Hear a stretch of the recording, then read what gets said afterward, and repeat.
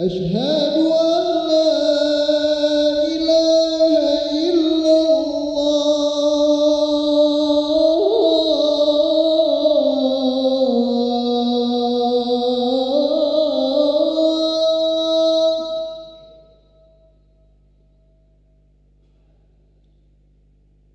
أشهد أن لا إله إلا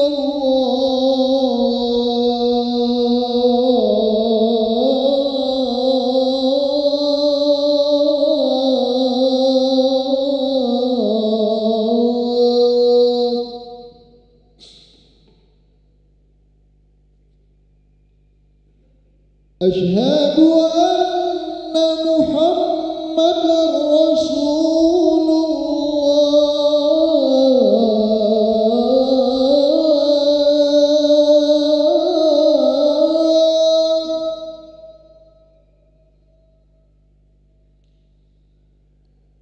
أشهد أن محمدًا رسول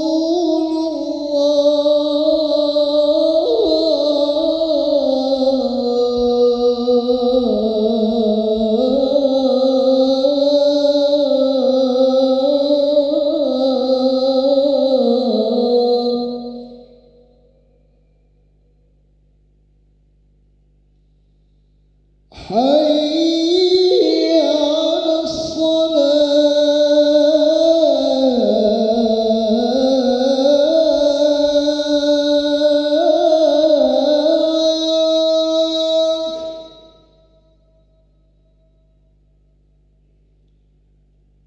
حي على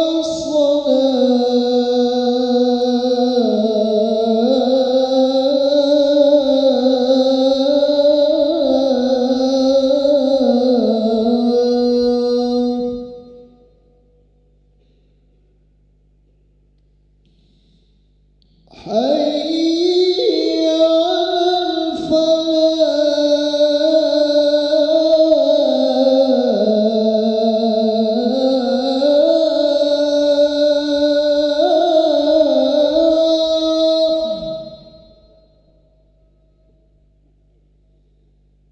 حي على الفلاح.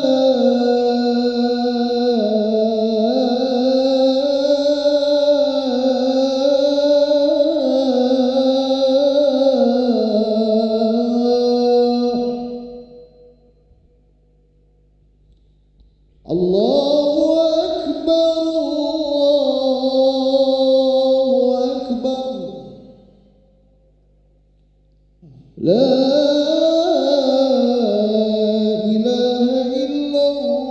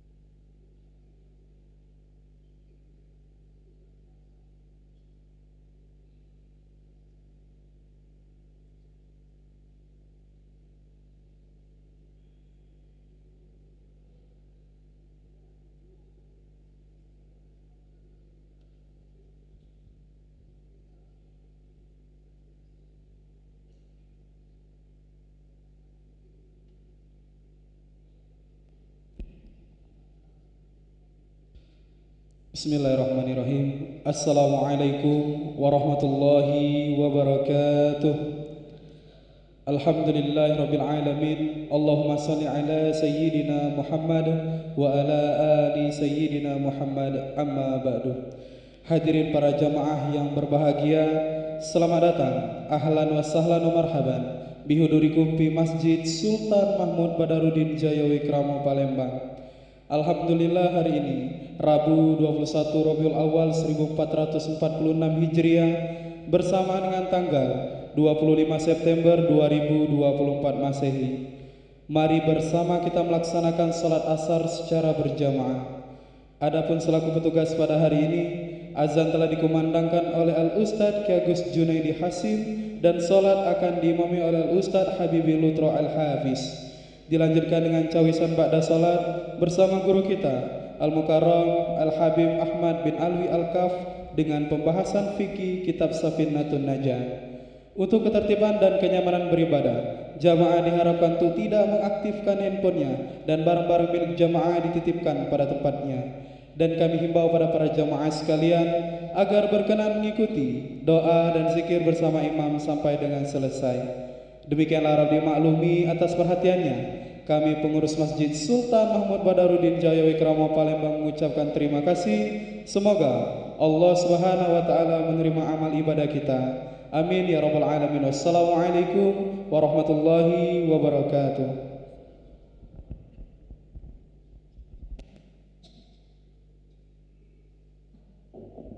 Allahu Akbar, Allahu Akbar. أشهد أن لا إله إلا الله أشهد أن محمد رسول الله حي على الصلاة حي على الفلاح قد قامت الصلاة قد قامت الصلاة الله أكبر الله أكبر لا إله إلا الله La ilaha illallah sayyidina Muhammad Rasulullah sallallahu alaihi wasallam aqamahallah wa adamaha madamati samawati wal arda wa ja'alana mustahli ahliha salat rahmakumullah pakum tamami salat rahmakumullah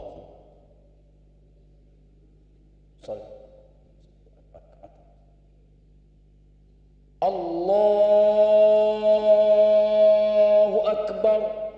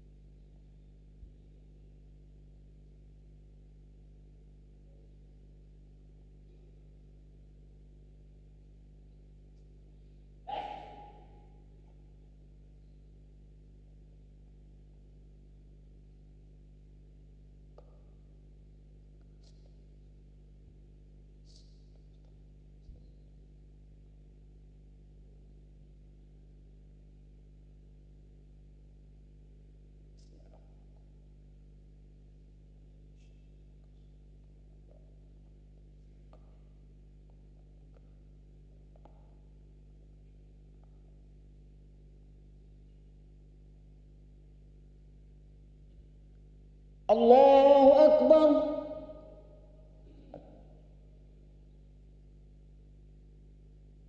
Sami Allahu liman hamidah. Allahu akbar.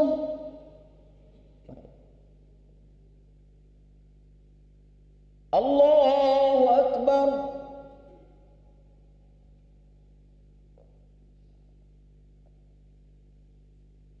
Allahu akbar.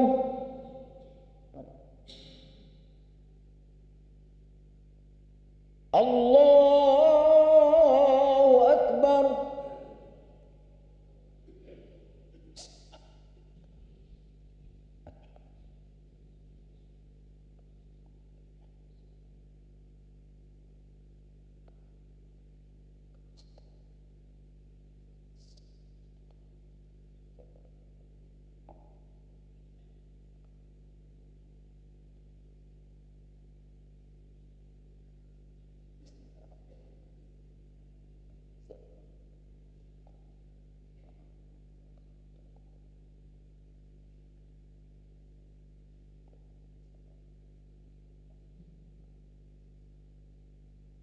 Allahu Akbar.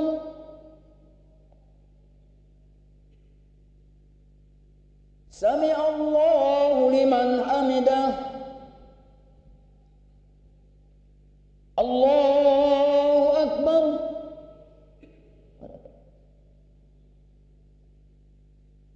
Allahu Akbar.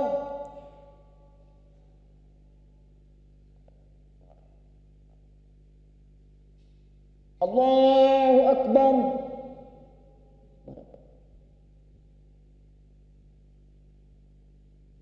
Allahu Akbar.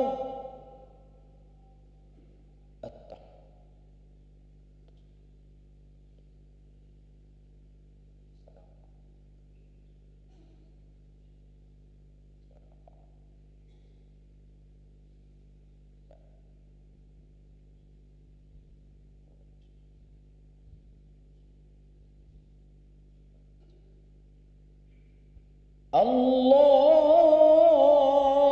Akbar.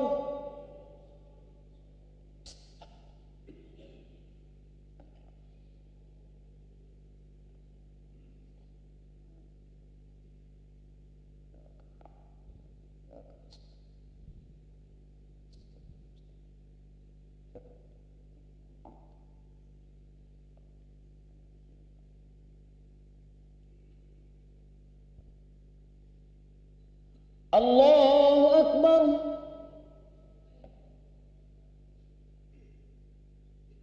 Sami Allahu liman hamidah.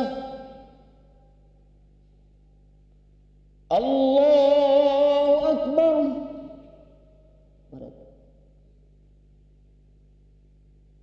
Allahu Akbar.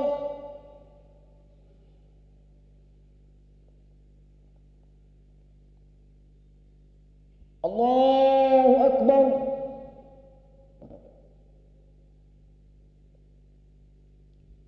Allahu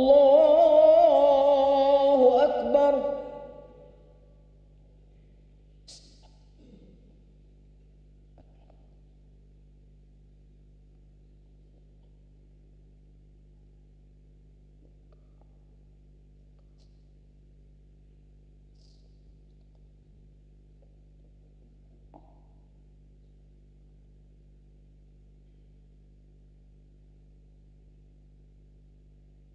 Allahu Akbar.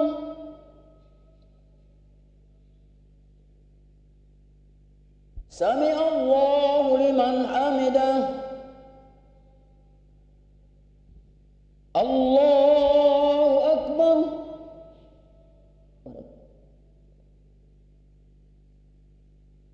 Allahu Akbar.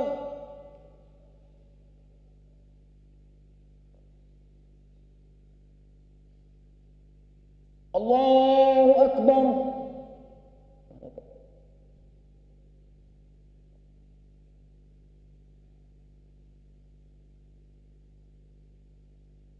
Allahu Akbar.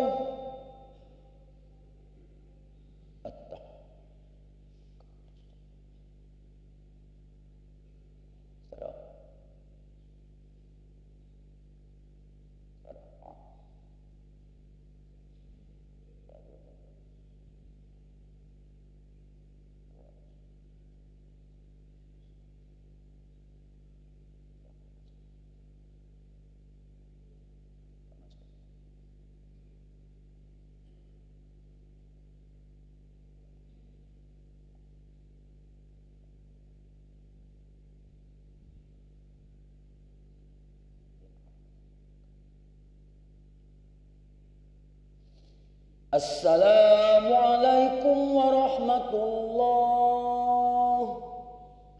Assalamualaikum warahmatullah.